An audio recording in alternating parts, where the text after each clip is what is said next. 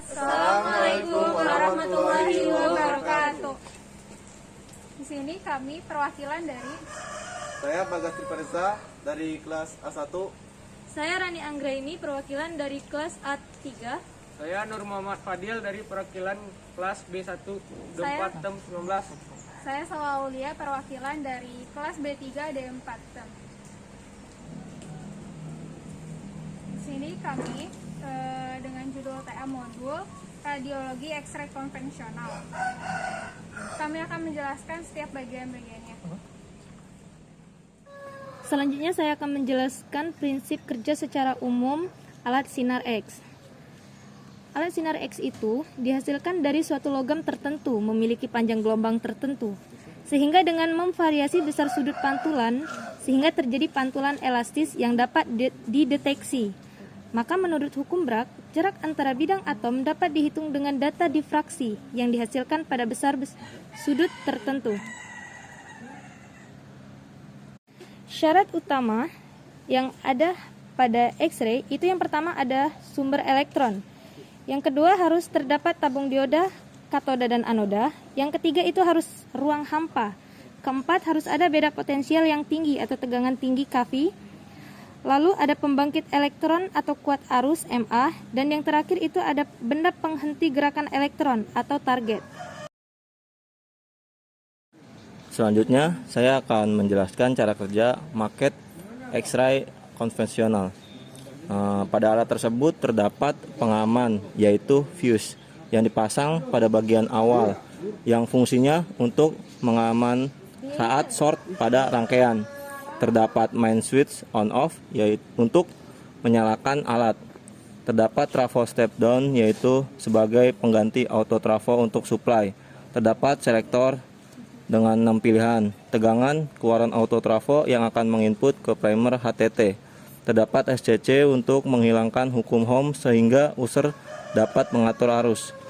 Terdapat potensio yang digunakan sebagai pengatur pada MA control.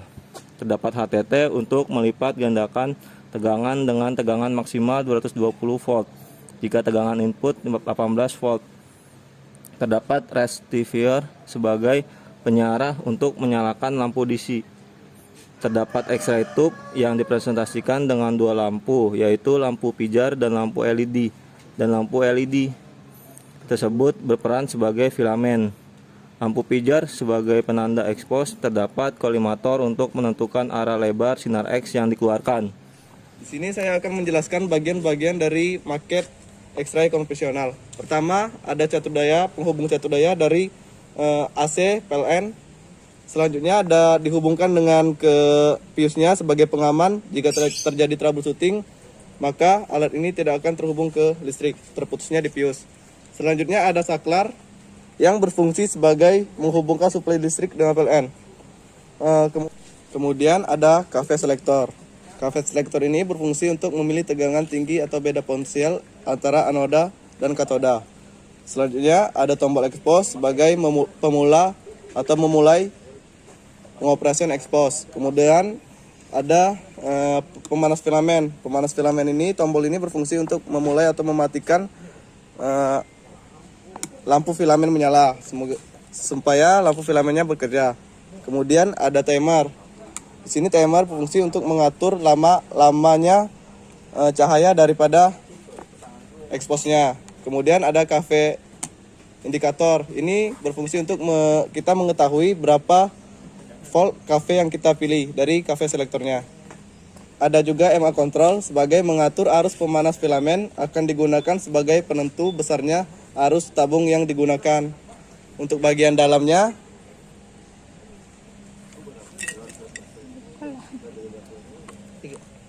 di bagian dalamnya terdapat auto trafo yang berfungsi sebagai memindahkan daya listrik dari satu rangkaian ke rangkaian lain, pembangkit.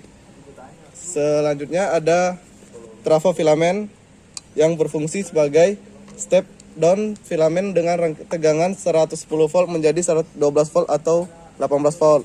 Selanjutnya ada HTT, step down. Untuk bagian dalamnya terdapat auto trafo yang berfungsi sebagai memindahkan daya listrik dari satu rangkaian ke rangkaian lain. atau pembangkit. Selanjutnya ada trafo filamen yang berfungsi sebagai step down filamen dengan tegangan 110 volt menjadi 12 volt atau 18 volt. Selanjutnya ada HTT. Ini HTT.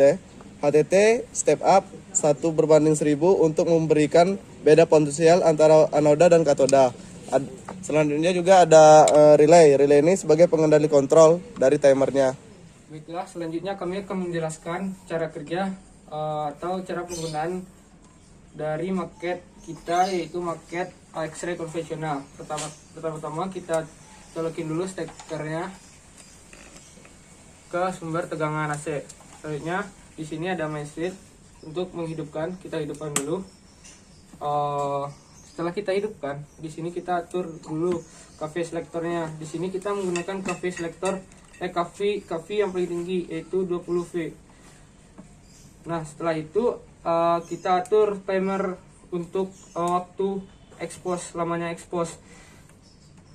Nah, setelah kita atur timer, habis itu kita hidupin pemanas filamennya. Nah, setelah kita hidupin pemanas filamen, di sini kita atur filamennya di MA control. Setelah kita atur filamennya, baru kita expose. Baiklah, saya expose ya.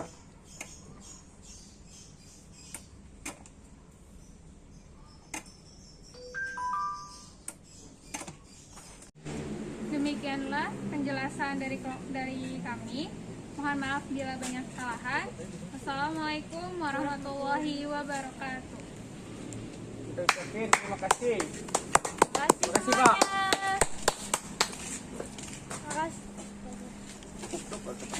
Tolong, kita tunggu. Halo semuanya.